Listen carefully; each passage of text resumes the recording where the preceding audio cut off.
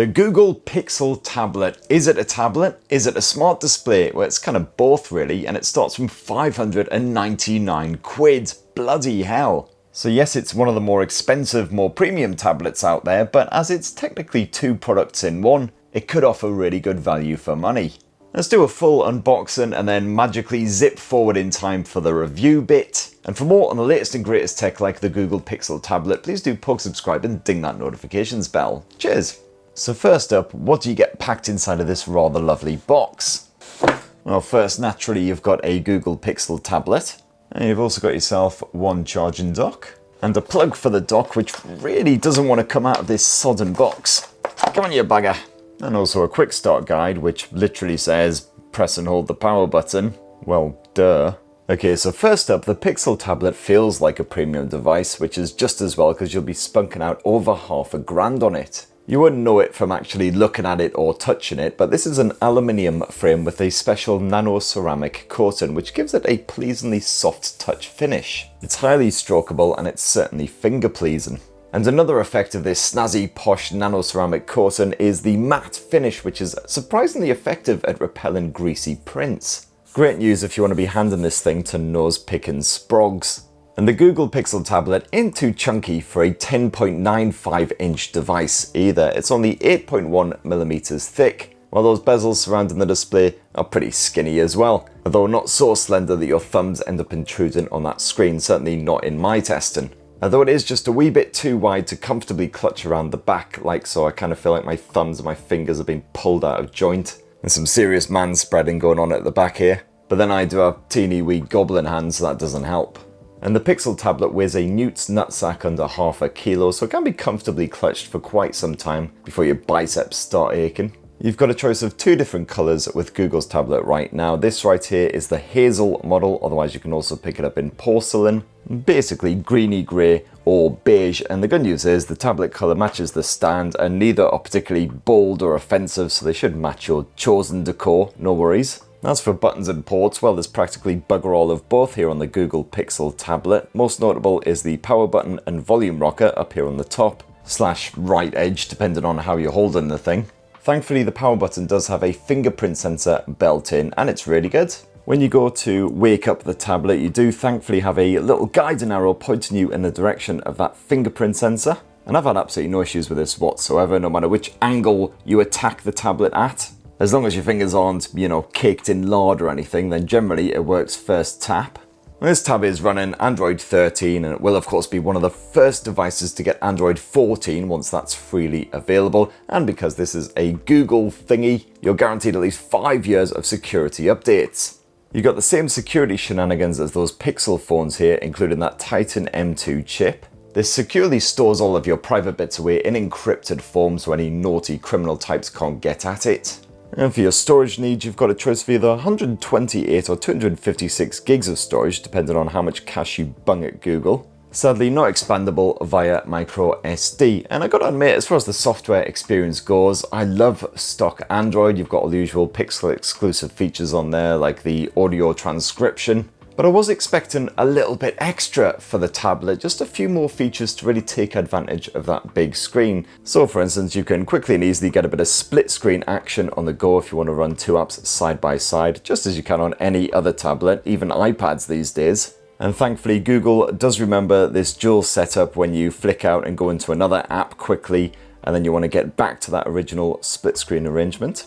Of course, some rivals do allow you to split screen with more than two apps at once, maybe get some floating windows on the go, but to be honest, I think two is fine, especially as you can just quickly and easily duck into other apps when and where you need to. As for the brains of the operation, well, that is Google's own Tensor G2 chipset, which was also stuffed inside of the Pixel 7 flagship phones. So you can expect the Pixel tablet to pack good enough performance to run any Android Apple game out there. No worries if you've got lots of apps ticking over in the background, that split screen multitasking is super smooth. And yes, that does extend to gaming as well. You can smash your way through your favourite Google Play titles on the Pixel tablet, although gaming on a tab is awkward as f***. And the Pixel tablet is no exception, unless we're talking about a simple match 3 game or something like that.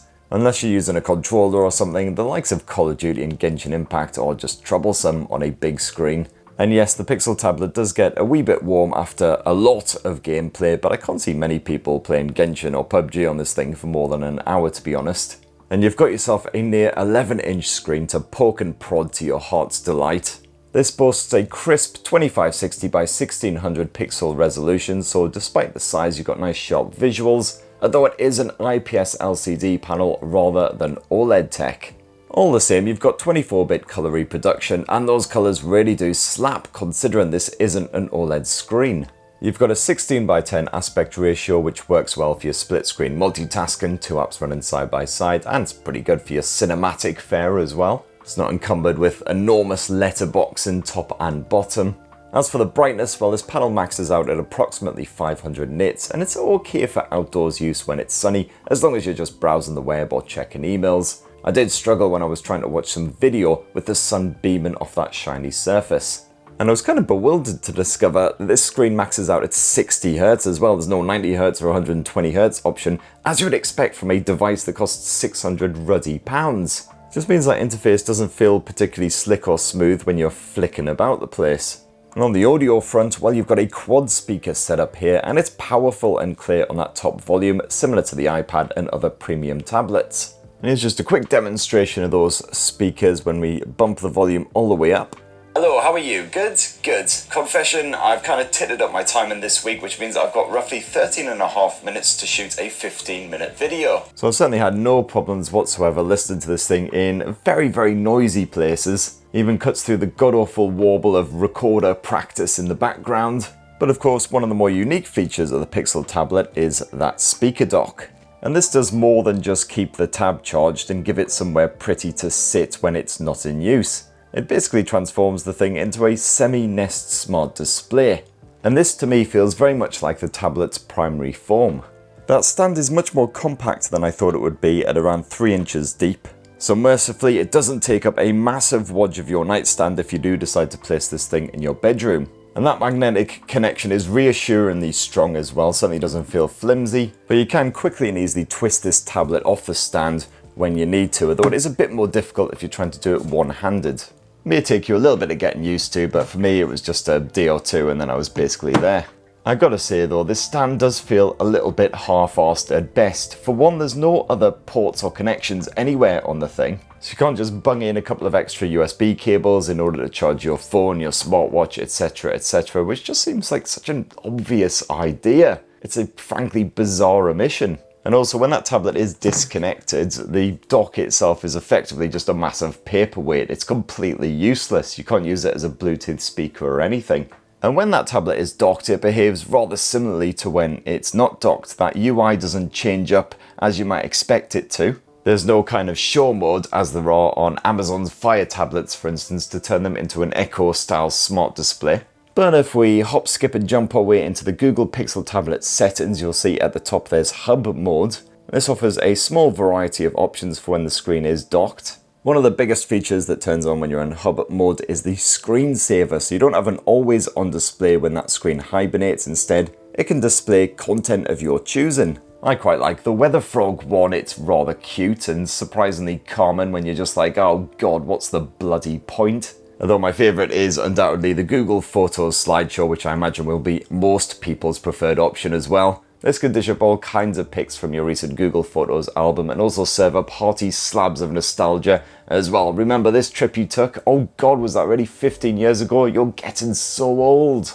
And of course, like any good smart display, you can call upon the voice assistant anytime you need a bit of hands-free action. So for instance, hey, give me a recipe for fried pizza.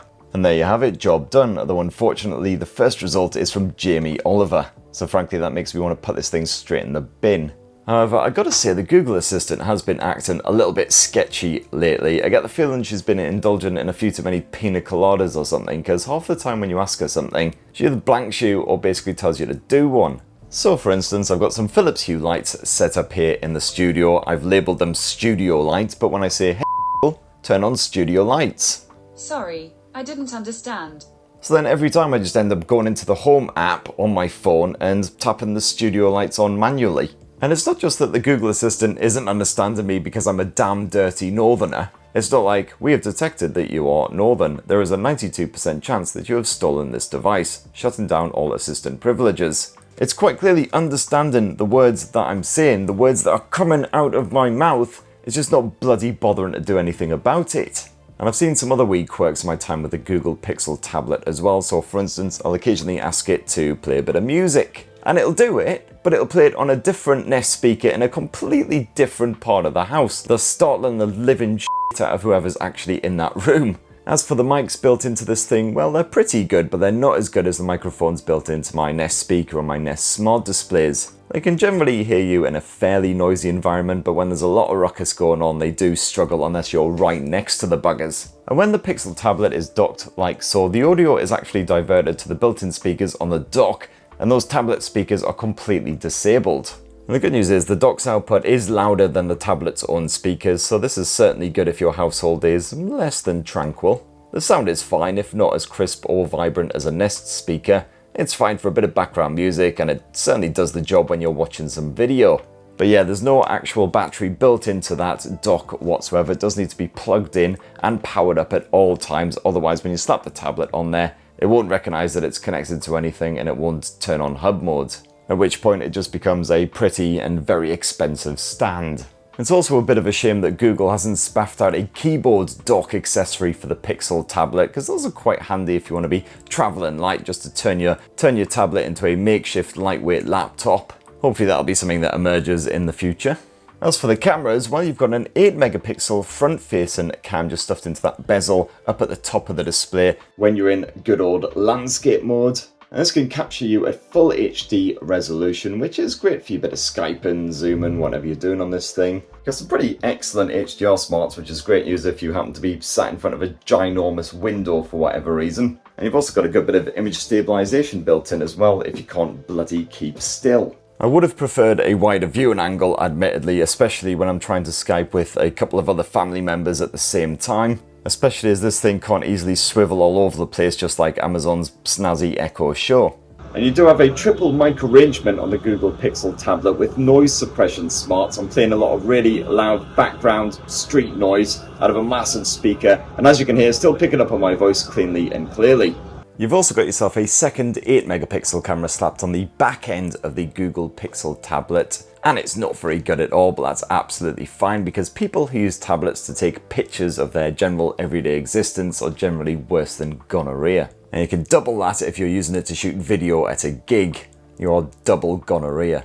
Now, if you're using the tablet in mobile mode like so, you can expect around 12 full hours of battery use from a single charge, which is pretty decent for a tablet. Certainly as much as I've managed to squeeze out of any other Android tabs that I've reviewed recently. And when it is running a bit low on power, just slap it back on that dock and it'll instantly start to recharge. And that charging is conducted via the pogo pins. It's not wireless charging, that's for sure. Otherwise, alternatively, if you don't have the dock, you're away from home, for instance, you can just slap a USB cable into that port, get it charging just as you would your phone. Unfortunately, the Pixel Tab does charge incredibly slowly, whether you're using the dock or a cable. You can expect it to take a good few hours. But the good news is that when the tablet is docked and charging, it does max out at 90% battery life, so it doesn't fully charge the battery and then start to overcharge it, which would likely damage the battery health over time. And that right there is my final frank review of the Google Pixel tablet, which for me is primarily a smart display with the added convenience that you can rip off that screen and carry it around when you need to move to a different room or whatever. If the sound of that doesn't really appeal to you, then you'd be better off just saving a bit of cash and getting something like the OnePlus tablet. Otherwise, there's plenty of other budget Android options from the likes of Oppo and Xiaomi. And a cheaper, similar option is Amazon's fresh Fire Max 11 tab. If you get that and the keyboard stand, this basically also acts as a tablet/smart display, albeit without the elegance of the Pixel tablet perhaps. But it does feel more like a smart display when it is in show mode than the Pixel tablet does when it's docked on that dock. Anywho, that's what I reckon, but it'd be great to hear your thoughts on the Google Pixel tablet down in the comments below. Please do poke subscribe and ding that notifications bell for more on the latest and greatest tech, and have yourselves a ruddy, wonderful rest of the week. Cheers!